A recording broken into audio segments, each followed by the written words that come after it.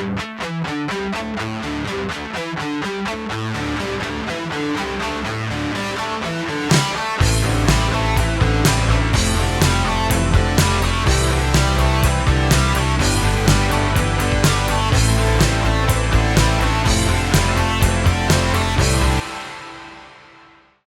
and welcome. This video is on Lilith and the forbidden name of God. Now, I've had a lot of people ask me if I think witches are evil, because I have some videos on this channel, the Astrology Angel, called The Goodly Christian Witch, where I first started that thought process, that category for myself, because I've been a Christian or Catholic and a born-again Christian for a long time, and then I've also became a witch, and I sort of could see where there was room for both. And so it's been sort of a, sometimes it bothers Christians, of course, it bothers witches too. It bothers everybody. And so I have another channel called The Goodly Christian Witch, just called Goodly Christian Witch, but I have a Facebook page called The Goodly Christian Witch. Because that's, and when YouTube, back when I got that channel, Goodly Christian Witch, you had to run the names together and just put a capital, and you couldn't put the. So it was some legal thing, but I figured they know what they're doing, so I just followed their instructions. But anyway, with that said, a lot of times people say, you're a witch, so you're evil, and then I go through the Bible and point all of the atrocities committed, in the Bible by the male God and his prophets, and all the atrocity and destruction and the war and the killing of men, women, children, animals, all the destruction. I point to that, and where all the witches I knew were just trying to heal themselves and others in the earth. Of course, there's good and bad in every religion, and witches, it's a religion, obviously. But there's some religions where all women are referred to as witches. So it's sort of when they say you're a witch and witches are evil, they're saying that about women in general, that women are evil. And it used to kind of get my goat. But so I had someone say that to me recently, and I tried to think about it, he said, you being a witch is evil. That's all he said. And he said something before that where he put me down, and I answered with some joke. And then he said that to get me, so I wouldn't be joking, so I'd be more serious. So I became more serious. But instead of getting upset, I thought about it, and I realized something I had never realized before. And that wasn't the first time I'd ever interacted with that person online. I'd never met them in person, but every time that person kind of goads me and tries to get my goat on the Goodly Christian Witch Facebook page and all that, and have these kind of debates, I always get an idea I never had before and end up doing this huge thing where all these ideas come out, and I make all these posts and make all these videos and do this whole big thing.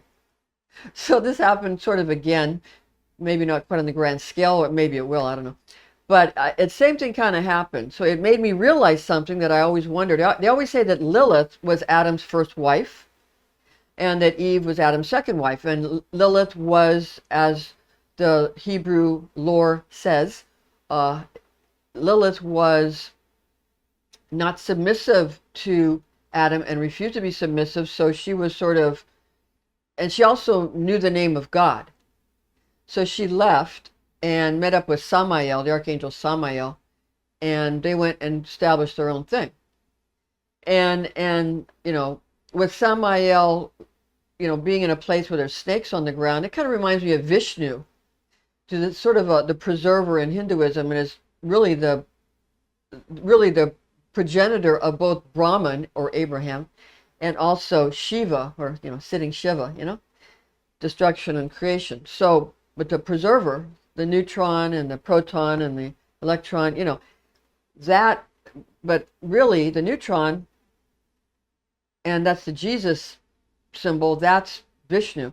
But anyway, what made me think, so Lilith went off with that individual, Samael. So, then Eve and Adam, the rest. Now they say that Lilith is evil. And they say, okay, that's Eve illuminated. because illumination, mental illumination or spiritual illumination, and the enlightening of the mind. So the clarity and the enlightening, the light going off in your head, the bright idea, okay, the aha moment. So I thought about it, and then I thought about it, what it meant to me and what I answered him. I answered him with this. When he said, you being a witch is evil, I wrote down, somebody says a little thing and I write a book in response. Okay, because I get upset, so that's how I handle my being upset. And then I don't feel upset anymore. So it says, what I said to him was, he said, you being a witch is evil. So what I wrote was, witches connecting to Lilith possess knowledge of the name of God or DNA sequence, refusing to submit to anyone. She breeding or editing the name of God or DNA sequence is the mother of God or the creatrix creating the creator, refusing to submit to anyone. She submitting to man-made religious authorities, having been schooled in such religions, is Eve illuminated. Eve ill or evil. She submitting to man-made religious authorities, not having been schooled in such religions, is Eve. All right, so I wrote this down. You can see it in the description box. And the title of this, I'm going to make it Lilith and the Forbidden Name of God. It's the DNA. It said Lilith knew the forbidden name of God. What was it? The Yod-Heh-Vav? Well, that's just the Y chromosome, the Yod-Heh-Vav and all that. And the V is the son and the Y is the father. Because the X chromosome is the mother, okay, right? And the son has a Y chromosome, not a V, but you know what I mean. In the Hebrew system, in the Kabbalah system, the V is the son and the Y is the father, the king and the queen and the prince and the princess and all that, father, mother, son, daughter, all of that. You know, the son is the V, the Vav, and the father is the Y, the Yod, and the Yod-Heh-Vav.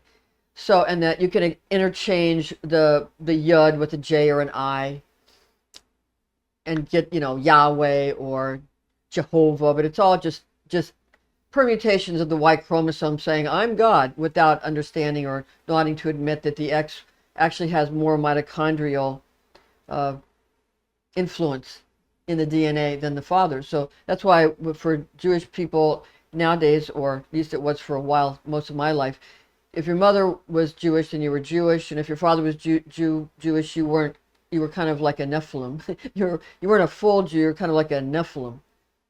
But if you were, if your mother was Jewish, well, my stepmother was Jewish.